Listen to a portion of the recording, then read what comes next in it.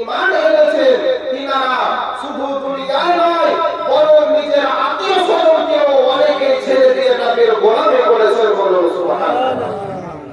একজন সাহাবী যার নাম হযরত আব্দুল্লাহ যুল বাজাদাইন, নবী পাকের বিশিষ্ট একজন সাহাবী।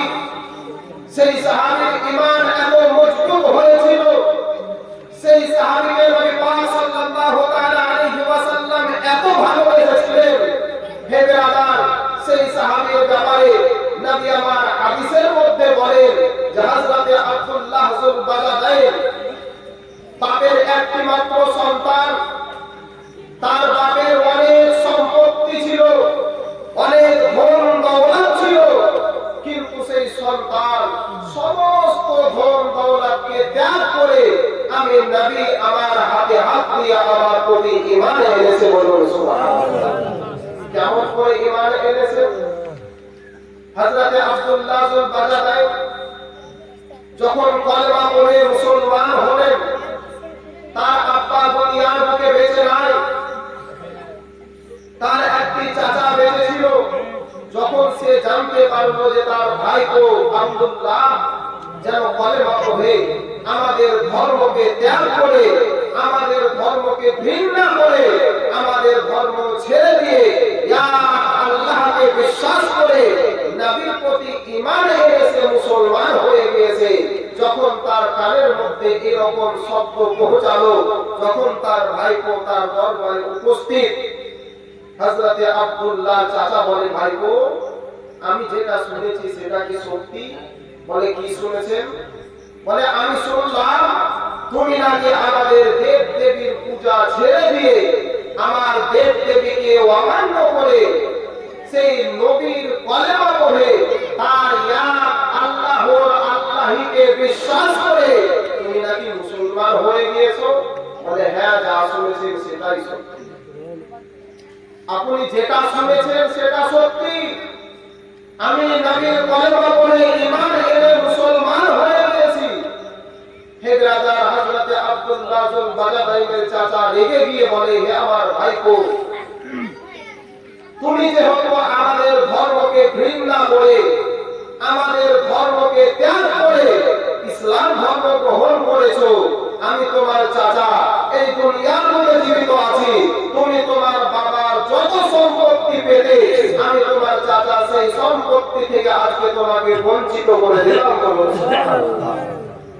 শুধু সম্পত্তি থেকে নয়, আজ তোমার শরীরের মধ্যে যে পোশাক রয়েছে এই পোশাকটাও আমাদেরই পয়সা দিয়ে খরিদ করা, এই পোশাকটাও তোমাকে খুলে দিতে হবে। হে ব্রাদার, শরীর থেকে জুব্বাখানা খুলে দেওয়া হলো, পরনে একটি লুঙ্গি রয়েছে। বলে, হে আমার ভাইপো, এই লুঙ্গিটাও আমাদের টাকায় খরিদ করা, এই লুঙ্গিটাও খুলে দিয়ে দাও। বলে, চাচা এই লুঙ্গিটা কম করে আমাকে ভিক্ষা দাও, আমি অন্য কিছু চাই না, এই লুঙ্গিটা আমার ইজ্জত ঢেকে রয়েছে, এই লুঙ্গিটায় আমার ইজ্জতের সম্মান রেখেছে।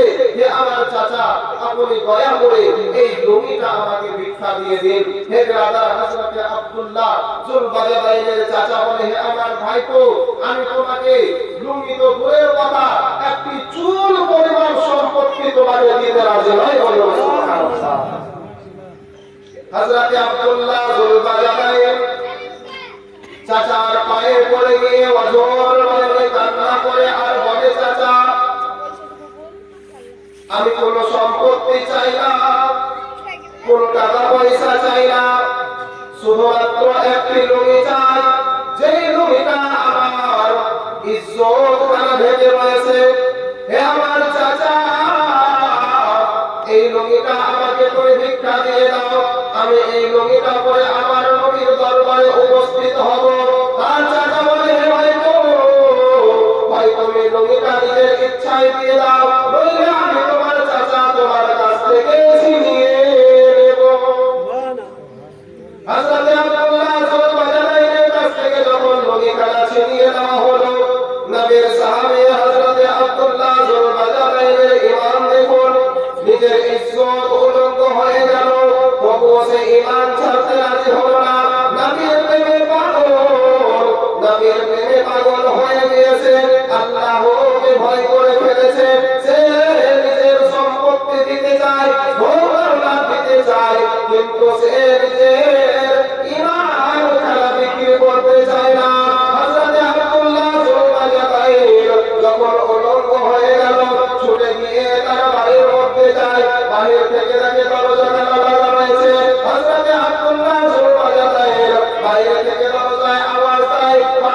করে যখন আওয়াজ হয় ভিতর থেকে তার আঙ্গারিয়া বেরিয়ে বলে, হে আমার সন্তান বলো বলো তোমার এই অবস্থা কিসের জন্য? তুমি তো এই তোমার বাবা তো কোনো টাকা পয়সা কমে নেই, তোমার বাবা তোমার এই ধন দৌলত রয়েছে, হে আমার সন্তান বলো বলো তোমার এরকম অবস্থা কিসের জন্য হয়েছে? কে বা তোমার এই অবস্থা করেছে? হযরত আব্দুল্লাহ যুলবাজার তার মায়ের পায়ে পড়ে গিয়ে বলে, আম্মা জান তুমি আমাকে ক্ষমা করে দাও, আমি আব্দুল্লাহ তোমাদের ধর্মকে ত্যাগ করে এক আল্লাহকে বিশ্বাস করে নবী পাকের কলেমা পড়ে আমি মুসলমান হয়ে গেছি। তুমি মুসলমান হয়ে গিয়েছো? আমার বাবা তোমার বংশ ধর্মকে ত্যাগ করে মুসলমান হয়ে গিয়েছো। হে আব্দুল্লাহ তোমার অবস্থা ঠিক করেছে। নাউযুবিল্লাহি মিন যালিক। নিজের মা সে বলে তোমার অবস্থা ঠিক হয়েছে। হে আমার সন্তান তুমি যে হলমুলন করেছো আমি মা সেটা দেখতে পারি না, আমি সেটা দেখে সহ্য করতে পারি না। হে আমার সন্তান নাও আমার এই চাদরখানা নিয়ে নাও, এই চাদরখানাকে তুই টুকরো করো, একটি তোমার পরনে করো, একটি তোমার শরীরের উপরে জড়িয়ে নাও, কিন্তু হে আমার সন্তান তুমি এটা কখনোই ভেবো না যে আমি মা তোমার উপরে দয়া করে আমার সম্পত্তির অধিকার করব। হে আমার সন্তান এই যে কাপড়টা দিলাম এটা তোমাকে ভিক্ষা স্বরূপ দিলাম, কিন্তু হে আমার সন্তান তুমি যদি নামের কলেমাকে ছাড়তে পারো তাহলে আমি মা তোমার জন্য সদা সর্বদা আমার দরজা খোলা রেখেছি। আর যদি তুমি কলেমা না ছাড়ো কখনো আমি মা আমার সামনে নিজের চেহারা দেখাবে না। হে ব্রাদার হযরত আব্দুল্লাহ যুলবাজার চিৎকার করে বলে, আম্মা জান আমি সম্পত্তি ছাড়তে রাজি, আমি ধন-দৌলত ছাড়তে রাজি, এমনকি যদি নবীর প্রেমে নিজের গর্দন ঝাড়া দিতে হয় আমি আব্দুল্লাহ গর্দন দিয়ে দেব, কিন্তু নবীর কলেমা ছাড়বো না। হায় রে মুসলমান, হায় রে ঈমান, হায় রে নবী প্রেমিক, হায় রে আল্লাহ ভিতু, সব কিছু ত্যাগ করে দিয়ে নবীর দরবারে উপস্থিত নবী পাক সাল্লাল্লাহু তাআলা আলাইহি ওয়াসাল্লামকে সমস্ত ঘটনা খুলে বললেন। নবী আমার হযরত আব্দুল্লাহ যুলবাজার রাদিয়াল্লাহু তাআলা আনহুকে সান্ত্বনা দিলেন। সান্ত্বনা দেওয়ার পরে হযরত আব্দুল্লাহ যুলবাজার মসজিদে নববীর কোনায় বসে যখন সাহাবায়ে কেরাম মসজিদে নববীতে নামাজ পড়তেন, নামাজ পড়ার পরে হয় কেউ কোরআন তেলাওয়াত করতে লাগতেন, কেউ জিকির আজকার করতে লাগতেন, কিন্তু নবীর সেই সাহাবী হযরত আব্দুল্লাহ যুলবাজারের ঈমানে এত জোশ ছিল যখন সে আল্লাহর জিকির করত যেন পুরো মসজিদে নববী থরথর করে কাঁপত, যেন সেই মসজিদে নববী যেন গভীর আওয়াজ হতো, তার জবান থেকে একটাই শব্দ বের হতো, আল্লাহ আল্লাহ আল্লাহ আল্লাহ। যখন এই শব্দ সাহাবায়ে কেরামের কানে পৌঁছায় তারা আর জিকির আজকার করতে পারে না, তাদের ডিস্টার্ব হয়, তারা কোরআন তেলাওয়াত করতে পারে না। হযরত উমর ফারুক রাদিয়াল্লাহু তাআলা আনহু ছুটে গিয়ে নবীর দরবারে গিয়ে বলেন, ইয়া রাসূলুল্লাহ ইয়া হাবিবাল্লাহ হুজুর হযরত আব্দুল্লাহ যুলবাজার এত জোরে জোরে চিৎকার করে আর জিকির করে, ইয়া রাসূলুল্লাহ আমাদের ইবাদত করাতে, আমাদের তেলাওয়াতে কালাম করাতে, আমাদের জিকির ও আজকার করাতে খুব অসুবিধা হয়। ইয়া রাসূলুল্লাহ ইয়া হাবিবাল্লাহ হুজুর গো আপনি যদি একটু দয়া করে আব্দুল্লাহকে বলতেন যে তুমি এই জিকিরটা একটু আস্তে আস্তে করো, বলেন সুবহানাল্লাহ।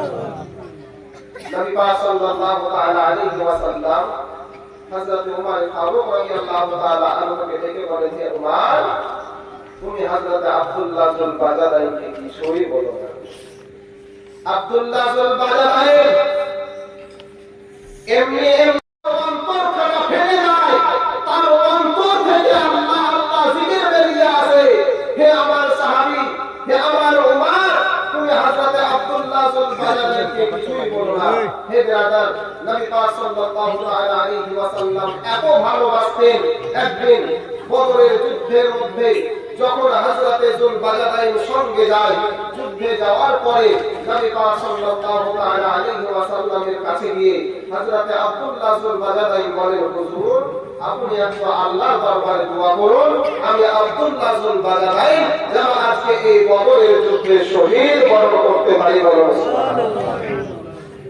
হায়রে সাহাবী, হায়রে মুহাব্বতে রাসূল, হায়রে আল্লাহ দিওয়ানা, হায়রে আল্লাহ ভীরু সাহাবী, যুদ্ধের ময়দানে গিয়ে কাকে বলছেন? স্বয়ং নবীকে বলছেন, ইয়া রাসূলুল্লাহ আপনি একটু আল্লাহর দরবারে দোয়া করে দিন যেন আমি আব্দুল্লাহ এই যুদ্ধের ময়দান থেকে জীবিত ফিরে না যায়, আমি যেন শহীদ হতে পারি। নবী পাক সাল্লাল্লাহু তাআলা আলাইহি ওয়াসাল্লাম বলেন, হে আব্দুল্লাহ যুল বাজাদাইন, তুমি কি তরবারিতে খালি শহীদ হও? তুমি কি মনে করো তরবারির আঘাত পেলেই শহীদ হয়?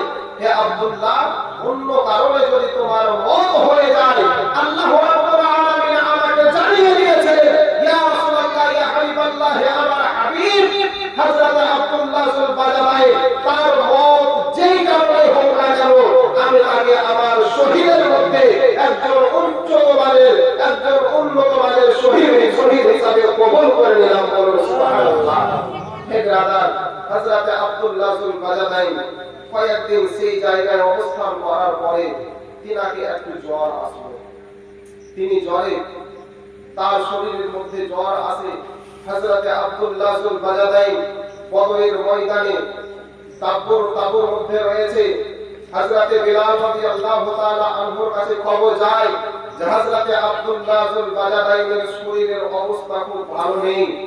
হযরত বিলাল রাদিয়াল্লাহু তাআলা আনহু নবী পাক সাল্লাল্লাহু তাআলা আলাইহি ওয়াসাল্লামকে দিয়ে বলেন, হুজুর হযরত আব্দুল্লাহ যুল বাজাদাইনের অবস্থা খুব একটা ভালো নেই, হয়তো সে আর এই দুনিয়ার মুখে থাকবে না।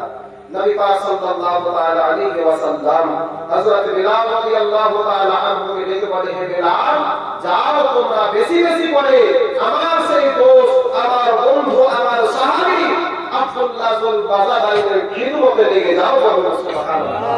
হে ব্রাদার, যখন কয়েকদিন কাটার পরে হযরত আব্দুল্লাহ যুল বাজাদাইন ইহকাল ত্যাগ করে পরলোক গমন করলেন, নবী পাক সাল্লাল্লাহু তাআলা আলাইহি ওয়াসাল্লাম সাহাবায়ে কেরামকে ডেকে বলেন, হে আমার সাহাবীরা, যাও তোমরা কবর খনন করো।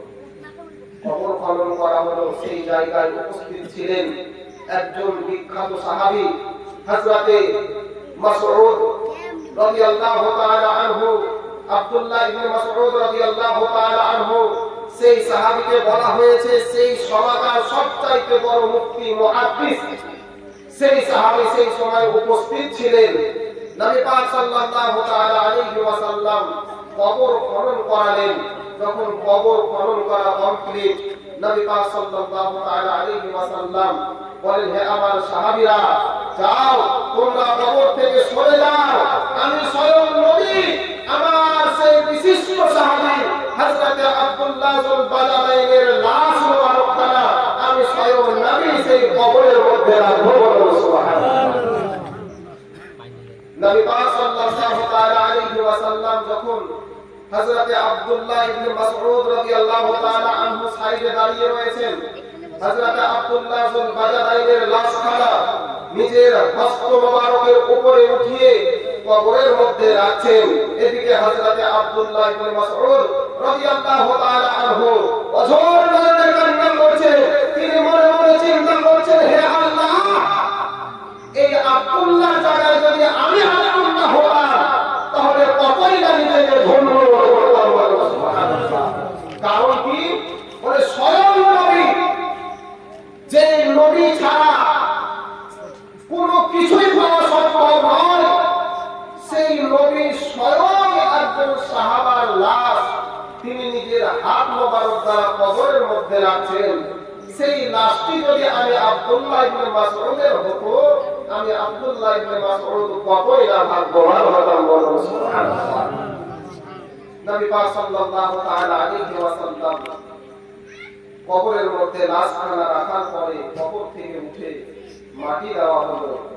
মাটি দেওয়ার পরে নবী পাক সাল্লাল্লাহু তাআলা আলাইহি ওয়াসাল্লাম দুই হাতখানা আসমানের দিকে উঁচু করে আল্লাহর দরবারে বলেন, হে আল্লাহ, এতক্ষণ পর্যন্ত আমি নবী এই আব্দুল্লাহ জুলবাজারের উপরে রাজি ছিলাম। হে আল্লাহ, তার লাশটাকে আমি কবরের মধ্যে রেখে দিয়েছি।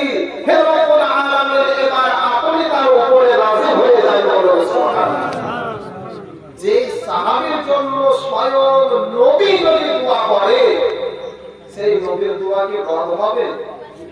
কখনোই না, কারেন্টের মতো কবুল হবে। তা আল্লাহ রাব্বুল আলামিন নবী পাক সাল্লাল্লাহু তাআলা আলাইহি ওয়াসাল্লামের দোয়াটা কবুল করে সে আব্দুল্লাহ জুলবাজারাইনকে জান্নাতের মধ্যে উন্নত মানের জান্নাত দান করলেন। হে ব্রাদার, নবীর প্রেমিক হতে গেলে এই রকম প্রেমিক হতে হবে।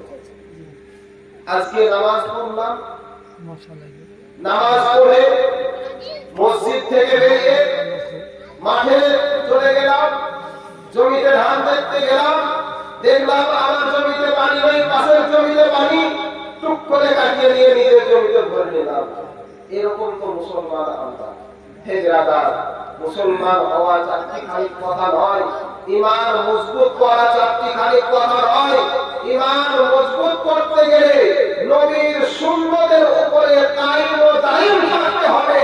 আল্লাহকে সদা সর্বদা ভয় করতে হবে, তাহলে আমাদের ঈমান খানা মজবুত হবে। আর যদি আমাদের ঈমান মজবুত হয়ে যায়, দুনিয়ার যত বড় বালা আসুক না কেন, এই বালা এসে আমাদের কিছুই করতে পারবে না, কেননা স্বয়ং আল্লাহ আমাদের হেফাজত করবেন। বলুন সুবহানাল্লাহ। তো ব্রাদার, সকলের কাছে অনুরোধ, সকলেই মন করে আল্লাহকে রাজি করার জন্য নামাজ পড়ার চেষ্টা করুন। কেননা নামাজ ছাড়া কোনো গতি নেই, নামাজ ছাড়া কোনো রেহাই নেই, নামাজ ছাড়া চলা বড় কঠিন। হে ব্রাদার, আল্লাহ রাব্বুল আলামিন আজকে এই মাহফিলের মধ্যে আমরা এসেছি শিক্ষা নেওয়ার জন্য। এই শিক্ষা নিয়ে যদি আমরা এই কথার উপরে একটু আমল করতে পারি, একটু নবী প্রেমী হতে পারি, তাহলে ইহ জগৎ এবং পর জগৎ দুটোই আমাদের জন্য কামিয়াবি হয়ে যাবে। বলুন সুবহানাল্লাহ। তাই আসুন আমরা সকলে আল্লাহর দরবারে দোয়া করি যেন মহান রব্বুল আলামিন আমাদের সকলকে আল্লাহকে ভয় করে চলার এবং নবীর প্রতি সঠিক আকীদা রেখে নবীকে বেশি বেশি ভালোবাসার তৌফিক দান করেন। সকলে বলুন আল্লাহুম্মা আমিন। রাত 9:30 বেজে গিয়েছে, আর বলার বক্তব্য লম্বা করছি না। তাই বলা ভাষার মাধ্যমে যদি কোনো ভুল ত্রুটি হয়ে থাকে, সকলেই ছোট ভাই বা ছেলে বলে ক্ষমা করবেন। যদি হাদিস কোরআন বলতে গিয়ে ভুল হয়ে থাকে, আসুন আমরা সকলেই আল্লাহর দরবারে ইস্তেগফার করি। সকলেই পড়ুন আস্তাগফিরুল্লাহ রাব্বি মিন কুল্লি যামবিন ওয়া আতুবু ইলাইহি লা হাওলা ওয়া লা কুওয়াতা ইল্লা বিল্লাহিল আলিয়্যিল আযীম। আশহাদু আন লা ইলাহা ইল্লাল্লাহ ওয়া আশহাদু আন্না মুহাম্মাদান আবদুহু ওয়া রাসূলুহু সাল্লাল্লাহু তাআলা আলাইহি ওয়াসাল্লাম। ছোট্ট করে একটি বাংলা গজল করি, তারপরে আমার বক্তব্য এখান থেকে সমাপ্ত। সকলে একবার উচ্চ সুরে দুরূদ পড়ুন।